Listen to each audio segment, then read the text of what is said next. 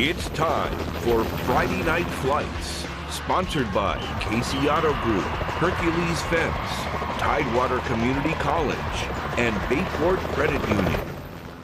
All right, welcome in and happy Friday. I'm Craig Loper. He is James Catato. We hope you are staying dry as Tropical Storm Ophelia changed up a lot of scheduled around Hampton Roads this week, including ours, of course, at least sort of. Yeah, Craig, news started coming in on Wednesday. Numerous districts around the area moving high school football games to Thursday. Thursdays are normally my day off. They are. Not yesterday. We were on football. It was all hands on deck in the office yesterday as we were jam-packed with games that we are about to show you tonight, including the game of the night in Hampton Roads that James was at. It was a Suffolk showdown. Yeah, Craig, no doubt. After Nansemond River beat Oscar Smith last week, which was huge, the Southeastern District title now runs through Suffolk. The Kings Fork Bulldogs were hosting the Warriors. What a game it was. Here's that recap. You know what they say, time flies when you're having fun. You know, this game's double overtime. What time is it? 10 o'clock. Yeah, it's crazy. Anthony Jofrion and his Kings Fork Bulldogs are 4-0 after a thrilling 24-21 double overtime win over Nansemond River in a battle of undefeated crosstown rivals. That was a great game to watch. I know y'all enjoyed it. The night started off tense, no handshakes. Hey guys, I know this is a rivalry. I know you guys know everybody. Let's play hard, play smart, okay? Like a battle of two heavyweights feeling each other out in the first, the Bulldogs opened up the scoring in the second, behind one of the area's best, Javon Ford. It seemed like momentum started to sway in favor of Kings Fork after Elkendrick Overton threw an interception for Nansemond River the following drive. But with seconds to go in the half,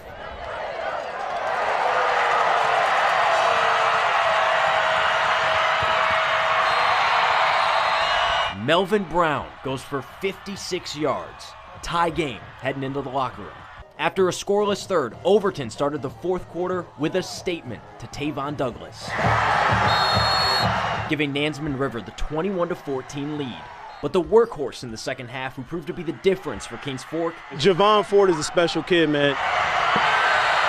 Ford tied it up, pushed it to overtime, where the Bulldogs would get the ball first, and he would score again. Nansemond River would trade blows, scoring their own overtime touchdown, but Kings Fork scored again, stuffed the Warriors, and left it all to kicker Jean-Pierre Belay. So we've always had a kicker with the last name Belay. Our soccer head coach, his name is Belay, and every kid that I've had as a kicker here has been a Belay, and he's the last one. And he's only in 9th grade, man. He's very special. Our team's just competed, man.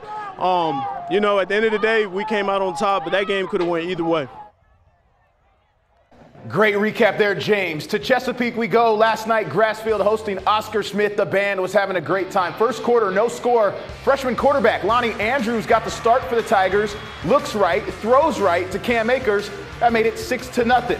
Still, first quarter, Smith driving again. Andrews airs it out to Travis Johnson. And look at Johnson. Watch him bobble it on the way down. Oh, man. But come up with the catch on his back. That deserves a replay. Ooh. And it set up the Tigers in great field position. Andrews finished the game with over 300 yards passing. That will be on James's top 10 plays. Yes, it will. Near the goal line now, give it to Brandon Nesbitt. The transfer from Deep Creek, that made it 13-0. The Grizzlies struggled to get anything going in this one. Oscar Smith goes on to win 34-7.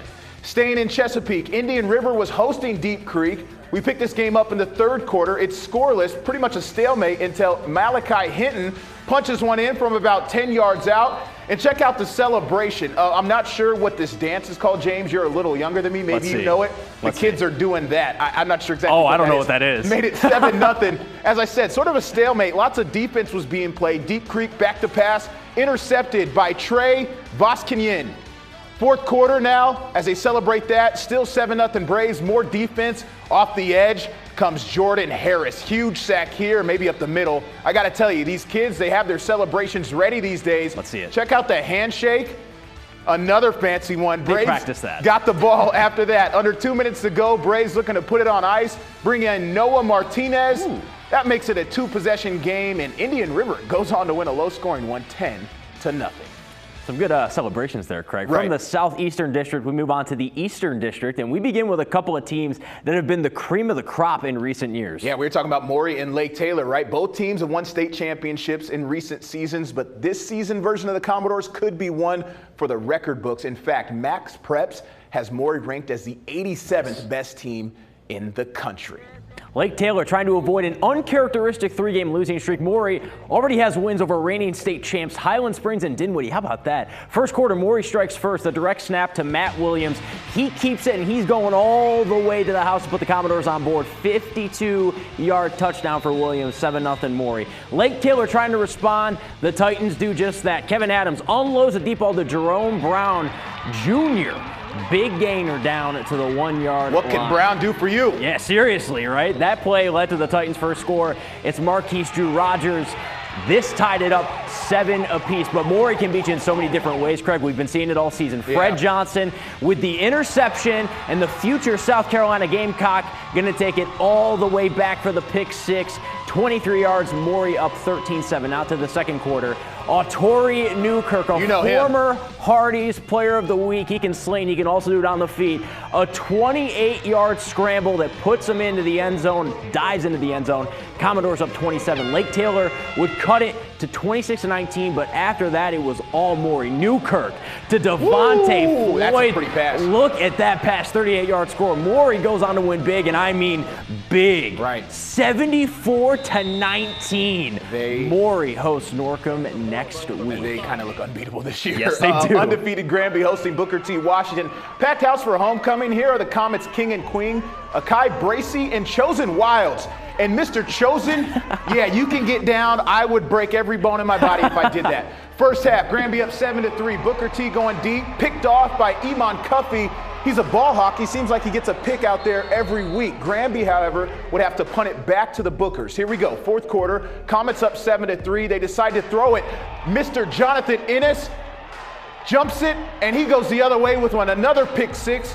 Put to Bookers up 10-7. Less than 2 minutes to go. Granby desperately trying to get within field goal range. Shanique Wright, some nifty moves. Going to pick up a first down for the Comets. You think they get some momentum, but after that, the Bookers defensive front comes up with the pressure. Ball in the air, quarterback hit.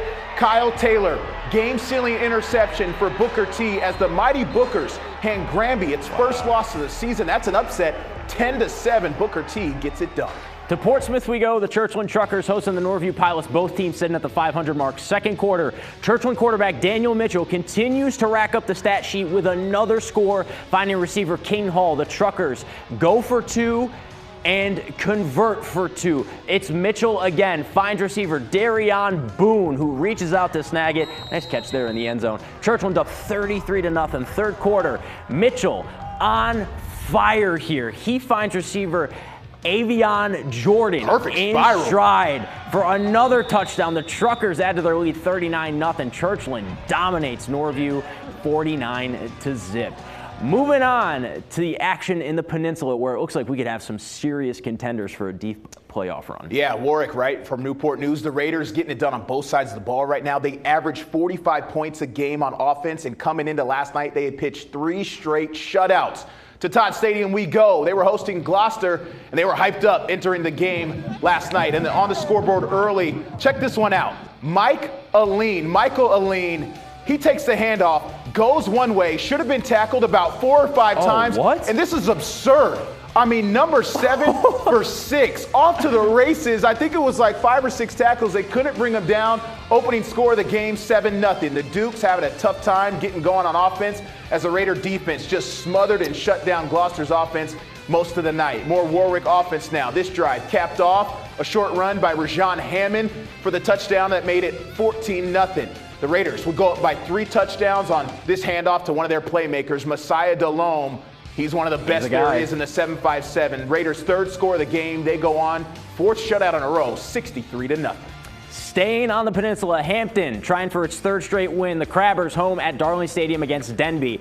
Denby down 32-0 to start the second quarter. A struggling sack would have them backed up to the 3-yard line, and then this play right here on 4th down would follow. It's a safety. The Crabbers up 34-0 to the third quarter with a huge lead and punishing ground game. That's Cassie Lassiter right there, going to rip off this long run right through the Denby defense and down to the 20-yard line, set it up. This touchdown right here, Lassiter going to get that call.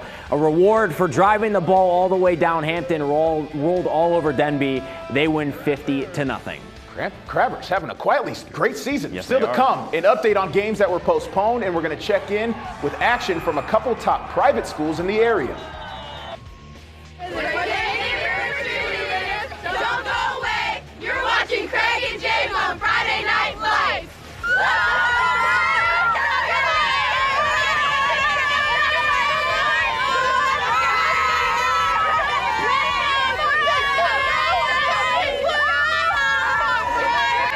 Welcome back to Friday Night Flights. We're actually checking in with some of the private schools, Craig. Yeah, we're going to start in Virginia Beach. The Catholic Crusaders were at home last night against an always tough Atlantic Shores Christian school.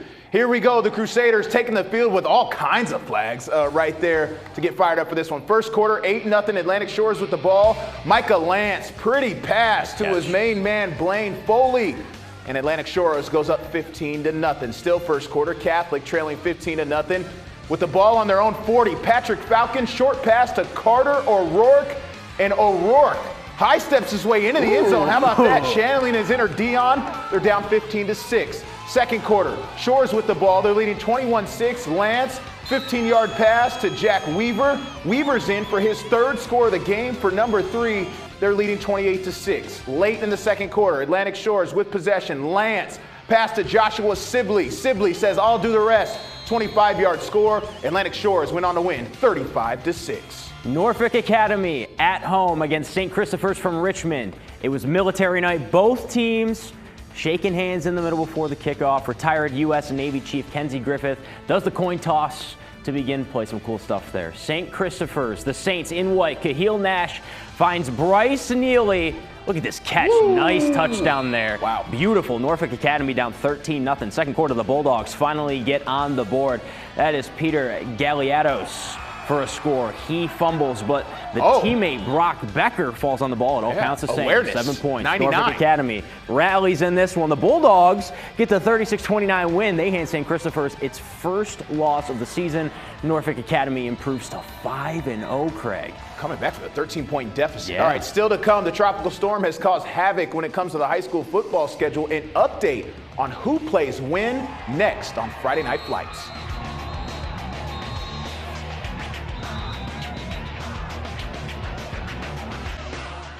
All right, welcome back to Friday Night Flights. Earlier today, we heard from the Beach District in regards to their plan for rescheduled games. Instead of playing last night, all beach games that were supposed to be played tonight have been moved to Tuesday. Here are the games that will take place on that Tuesday. Princess Anne against Green Run, Salem at Cox, Kellam hosts Ocean Lakes, Kempsville hosts Tallwood, and Bayside at First Colonial. Yeah, and this is going to be interesting, right, to see how this affects the schedule moving forward. For example, if they're going to play on Tuesday, what do beach teams do the following Friday? Right. I don't know. Do they play on 2 days rest? Beach officials are going to have some decisions to make, and we will keep you updated on our social media pages and wavy.com. All right, Menchville against Kickotan and Harrogate against Woodside will be played on November 2nd. They just took that game and then moved it up to early November. Bethel against Phoebus has been moved to October 17th. Lafayette at Smithfield will be this Monday at 5:30, and Manor is going to play Norcom Monday at 6 o'clock. So a lot of moving parts. A lot of moving parts here. Yes. So we're going to leave you eventually here with the Kings Fork High School Marching Band. They're our band of the week. We want to mention UVA hosted NC State in Charlottesville tonight. The return of Brennan Armstrong. And it was a crazy game, 24-21. UVA lost on a walk-off field goal. But getting back to the Kings Fork Bulldogs Marching Band, James, how good were they last night? They were phenomenal. I'm going to do the homecoming dance that happened at Granby to the marching band as we go on. Yeah, don't break anything.